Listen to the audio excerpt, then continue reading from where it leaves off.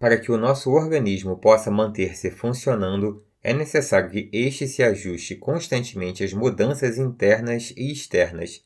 Assim, nosso organismo está em um equilíbrio dinâmico, onde as condições sempre se alteram, mas respostas são geradas para que as variações estejam dentro de uma faixa estreita. Feedback é o processo em que uma parte do sistema responde a uma mudança em outra parte do sistema, seja para amplificar ou para diminuir a mudança. Em fisiologia, o feedback é essencial para manter a homeostase, ou seja, o equilíbrio interno do organismo. O feedback pode ser classificado em dois tipos principais: feedback positivo e feedback negativo. O feedback positivo é caracterizado pelo reforço da mudança inicial. Em outras palavras, o feedback positivo amplifica o sinal ou ação inicial. Um exemplo de feedback positivo em fisiologia é o processo de coagulação do sangue. Quando ocorre uma lesão no vaso sanguíneo, as plaquetas se acumulam na área e liberam substâncias químicas que ativam ainda mais plaquetas. Esse processo continua até que um coágulo se forme e pare o sangramento. O feedback positivo é interrompido quando o coágulo é formado e o processo de coagulação é inibido. Outro exemplo de feedback positivo é o processo de contração uterina durante o parto. Quando a cabeça do bebê se move para baixo, isso estimula as contrações uterinas que empurram o bebê ainda mais para baixo. Esse processo continua até que o bebê seja expulso do útero. Essa resposta é conhecida como reflexo de Ferguson. Outro exemplo é a produção de anticorpos. Se você é exposto a um antígeno uma vez, seu corpo produz anticorpos contra aquele antígeno. Se você for exposto novamente ao antígeno, seu organismo produzirá mais anticorpos e com mais afinidade. Por isso, algumas vacinas utilizam várias doses, pois assim conseguem induzir mais anticorpos. Há também bons exemplos de feedback positivo na natureza. Por exemplo, quando um animal de rebanho começa a correr devido à presença de um predador, os outros membros do rebanho também correm, causando o estouro da manada. Se você estiver em uma apresentação e começar a bater palmas, verá que mais indivíduos começam a fazer o mesmo. Outro exemplo bem conhecido na economia é chamada de corrida ao banco. Se um banco ou instituição financeira for posta em dúvida quanto à sua solvência, os clientes podem começar a correr ao banco para resgatar o seu dinheiro, o que levará mais pessoas a correrem ao banco para também tirarem o seu dinheiro.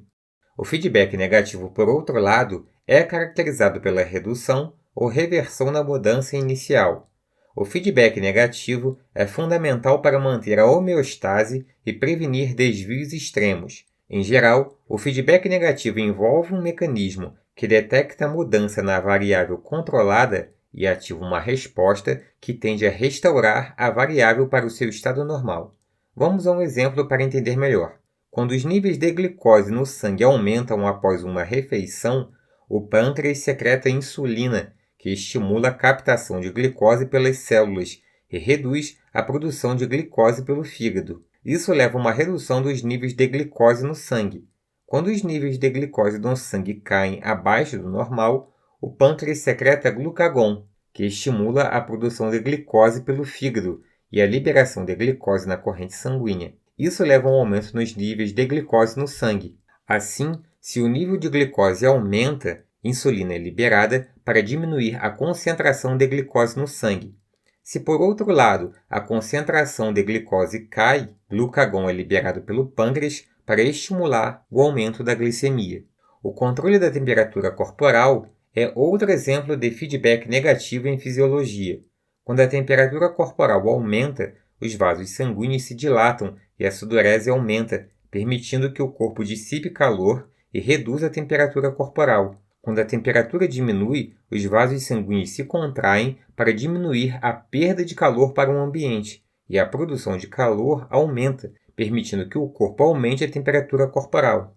Ou seja, perceba que o feedback negativo vai sempre contra o estímulo inicial. Se algo diminuiu, a resposta do organismo é aumentar, e se algo aumentou, a resposta do organismo é diminuir. Já o feedback positivo, a resposta do organismo vai no mesmo sentido do estímulo gerador. Por exemplo, o aumento da contração do útero gera uma resposta que leva a ainda mais contração do útero. Um outro exemplo de feedback negativo é o controle hormonal da hipófise na tireoide. Quando a concentração dos hormônios tireoidianos cai na corrente sanguínea, a hipófise libera o hormônio estimulante da tireoide, que passa então a produzir mais hormônios tireoidianos, que por fim inibe a liberação do hormônio estimulante da tireoide pela hipófise. Em resumo, o feedback é um processo fundamental em fisiologia que permite ao organismo manter a homeostase. O feedback pode ser positivo ou negativo, e ambos os tipos têm funções importantes no controle de processos fisiológicos essenciais. O feedback positivo amplifica a mudança inicial, enquanto o feedback negativo tende a reduzir ou reverter a mudança inicial. Obrigado por assistir o vídeo e até a próxima!